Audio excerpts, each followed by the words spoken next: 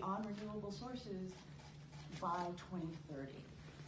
Is this a goal of yours? Do you support the Green New Deal, and do you think that it's possible? How aggressive would you be with it? Yeah, I mean, it is survival mode. I mean, that's how aggressive we have to be to do this. I mean, our livelihood is truly at stake. If you live in Houston, if you live in New Orleans, if you live in Miami, I mean, it's truly survival mode. And so what I'm ready to do is to make investments immediately in this new green economy.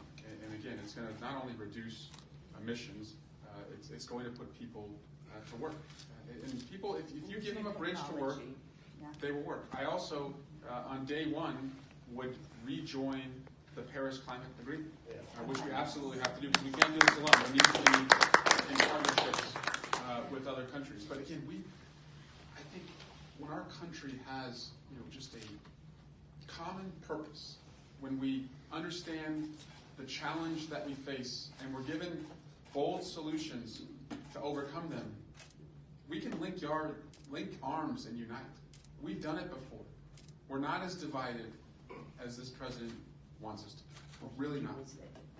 He feels it, but I really believe that if we had leadership on so many of these issues, on immigration, on energy, on healthcare, in a uniting way, that we could meet these challenges as we have done before, and not be held back by the enemies that he wants us to be in each other. Oh, just a quick follow-up question. It's about the Dakota access pipeline and eminent domain. What are your feelings about eminent domain, and would you be willing to get rid of the Dakota pipeline, or at least stop the proposed pipelines? They're proposing another pipeline through Iowa and one through Louisiana.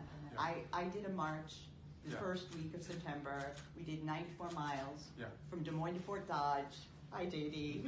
Last night of it, he had dinner with us. We saw ponds in all the fields because it was such a wet summer. They didn't remove the topsoil.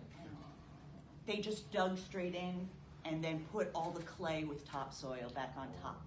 So all we saw everywhere where there was the pipeline were puddles in the middle of fields. So would you be willing to get rid of the pipeline, or at the absolute least stop the pipelines from being built? I wouldn't devote a single federal dollar to keeping that pipeline going. And I would devote dollars, again, to anyone who's working on that pipeline to having a wage and skill guarantee. Because, again, we can't leave the workers behind. And I think they felt behind before. So a wage and skill guarantee to get them into a green economy. And then they're with us. But, so many of them, I understand why they choose their job. I mean, they've got to look their family in the eyes and themselves in the mirror. But it's because they haven't been offered anything in the alternative. And it takes leadership to give them something in the alternative.